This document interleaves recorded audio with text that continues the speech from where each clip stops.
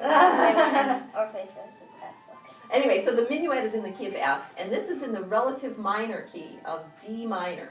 Okay, and that scale is just a D minor scale. So anyway, why did I ask you that? Oh, because we were talking about the mood of the piece. It's in a minor key. It's very sad, and you play it with that kind of sad, you know, feeling, the vibrato and the very light kind of texture, and it's very lovely. But what I'd like to ask you to do, just to, for an experiment, okay, is to ask you to play it loud. Can you just play it really loud with your biggest tone? The whole thing? I'll just start at the beginning. Okay. We're having a video here. Oh, Okay. your teacher. Okay,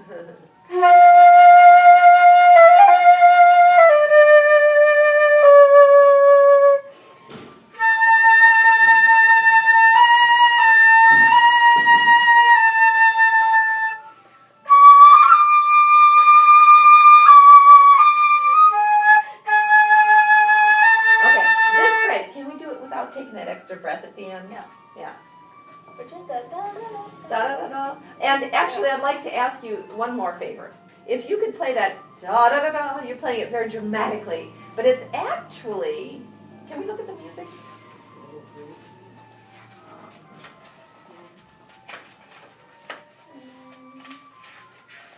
So, Yeah. When you play here, it's a grace note, isn't it?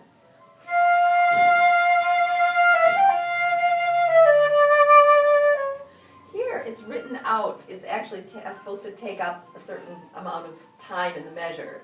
It's not just an ornament, but it's actually written out in a certain rhythm. So we should try to play more rhythmically there. Okay. So if you can count it out, really subdivide in your mind. 1 E and a 2 E and a 3 E and a 4 E and a 5 E and a 6. So it's actually slower than I think you want to play it.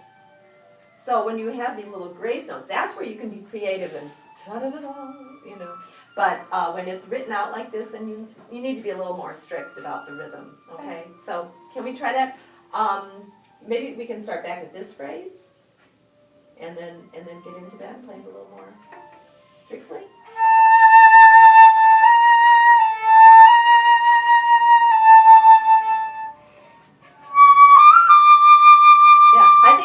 Play the C sharp a little too long. So if you play a little more metronomically, da dee da dum.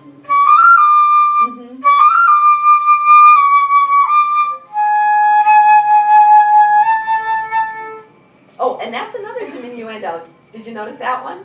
That's another one where you can work on that to make a nice taper there. And you don't have to have the vibrato to the very bitter end of the note. Let's just try that one.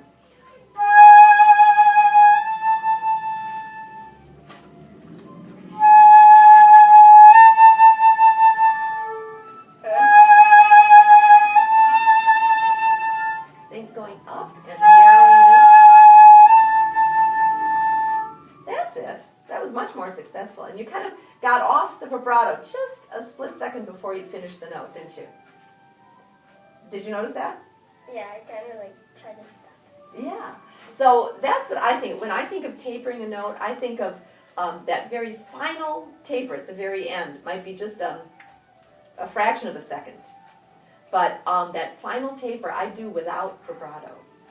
Because the vibrato kind of gets in the way when you're trying to taper and play real softly. So, all right, well, what did you think of that, playing that more rhythmically? Sounded better. You think it sounded better? Oh, good. You're not just saying that to please me, are you? No. Okay, good. Because I think it's going to be a little bit more rhythmic and metronomic, and it's what's in the music. So think about that when you have that. It's just those 2 times, there and there.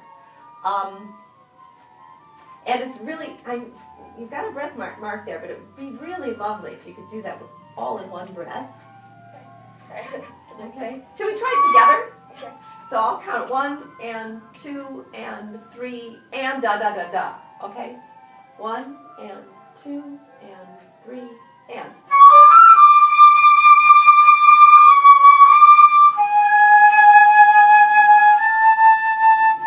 See, you can do it. You don't need that breath. That's probably when she was first learning it. Yeah, I was just going to say that. It's probably when you were first learning it, so I hope that's pencil so you can erase that. Yeah. Yeah, okay. All right. And then now let's do the next phrase. So that means that here in this rest, this is where you take a really big breath so you can make it through, right? So let's take a really big breath here and let's do the second one. All right. Da-dee-da-dee-da-dum.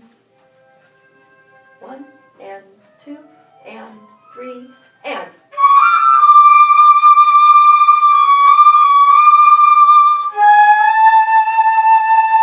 That's it. You have plenty of air left? You can do it. All right.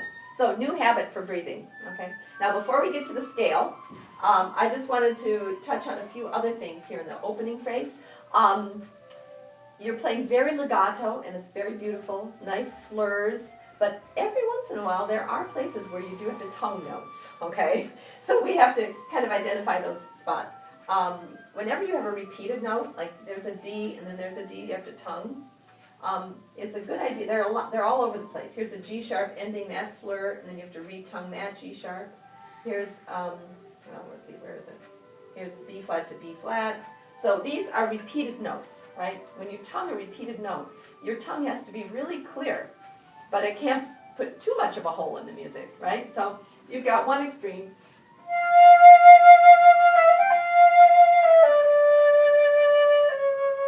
You can barely hear the retonguing of the D, right? Here's the other extreme.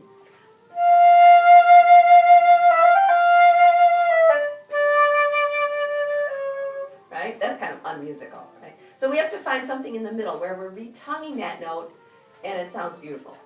So let's just practice.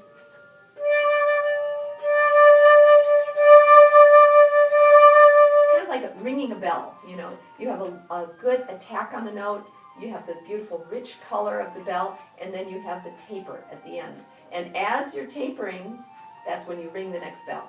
Okay, so let's ring a few Ds, a few more Ds. You never want an actual hole in the music. You want to taper so you still actually hear the tapering of that bell, and then ring the next bell.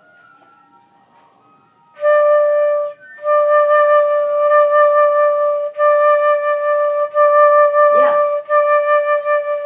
That's it. Beautiful, beautiful. Can we do it double time? Dong, dong, dong. Because sometimes these retonguings come pretty quickly.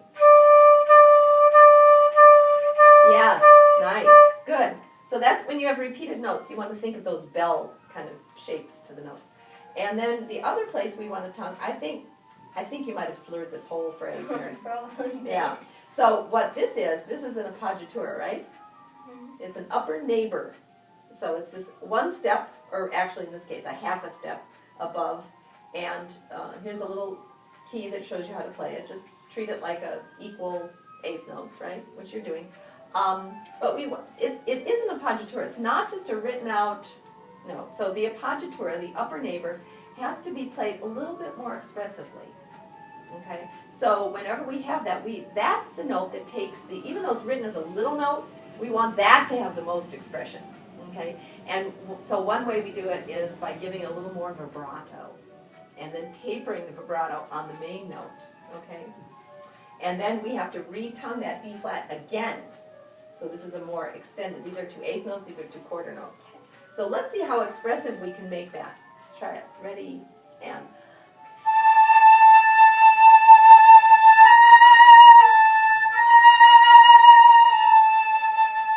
Okay, and let's do another funny thing. Let's exaggerate again. Let's exaggerate just for the sake of doing it. We wouldn't want to perform it this way, but how loudly we play the B flats in this phrase, and how with a lot of vibrato, and how softly we can play the A's with no vibrato. Okay?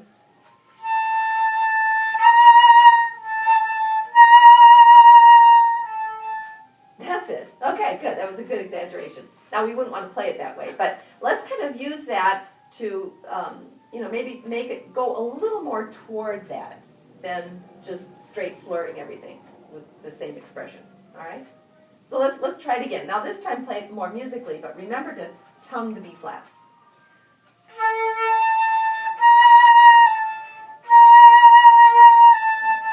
I think that was still the exaggerated way. Okay, let's play it together. And you don't need to look, right? So let's. Okay, ready? Yeah. Okay, well, we're going to play it in rhythm now. So that first note, that A, is going to be 1 and 2 and 3 and 1 and 2. Okay. Ready? Yeah.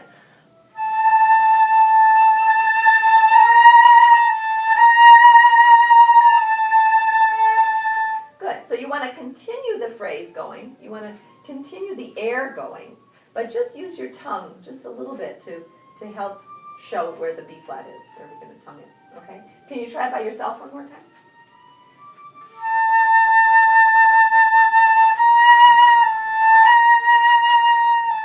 That's it. Beautiful. That's like weeping. You know, he's weeping for his lost wife, right? That was gorgeous. I'm glad you got that on tape. Not tape. You can see how old I am. On video. Yeah. Okay, digital video. All right, very nice. Okay, now let's just, in the last couple minutes, talk about the scale. Okay, we talked about how it's a D minor scale. All right, you know about your harmonic and melodic minor scales? Not so much. Not so much? Okay, well, it's a good occasion to talk about that. Okay. Well, anyway, it's a D minor scale, but it's not starting on D. Okay, so let's play a D minor scale. Let's just play. It's all naturals, D, E, F, G, A. Yeah, okay, so now when we get to here, this is the last part of the D minor scale. So this is the melodic minor form. That's where you raise the 6th and 7th note of the scale. So instead of having a B flat, like we have in the key signature, it's raised to a B natural. Instead of having a C natural, it's raised to a C sharp. So now let's play those 4 notes. That's it. So that's melodic minor form of the D minor scale. Then what do we have after that? Let's start on the D and play these notes that we have here, okay?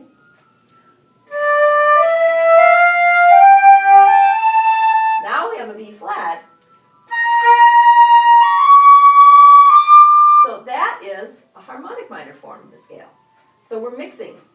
You know, we start out with the melodic minor form, then we go to the harmonic minor form, which is just the 7th tone raised.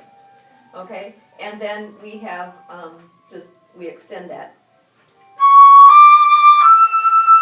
And we land on F, which is either the 3rd of D minor or it's the root of F major. Okay? So I think sometimes it helps to know what you're playing, so you're not just like, oh, look at all those notes, look at all those accidentals, oh my God, you know. But you know your scales, and you know, oh, that's just a melodic minor going to a harmonic minor form in the D minor scale. Easy. So if you practice your scales, that's my tip for the day. Practice your scales. Know all your scales, and you're going to play a piece in D minor. Know F major, the relative major, and know both forms of your D minor scale, going up and coming down. All right? So tip of the day. All right, so let's play that scale now.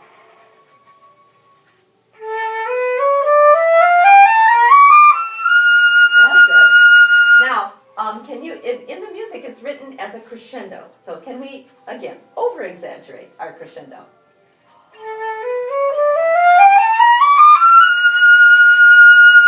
That's it, and beautiful, big vibrato. Just hold that F as long as you can with the biggest vibrato you can give it.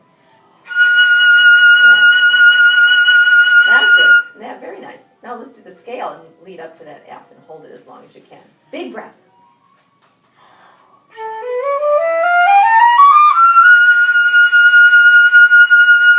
That's it. Beautiful, huh? Yeah. That's what you want. You want a reaction from the audience.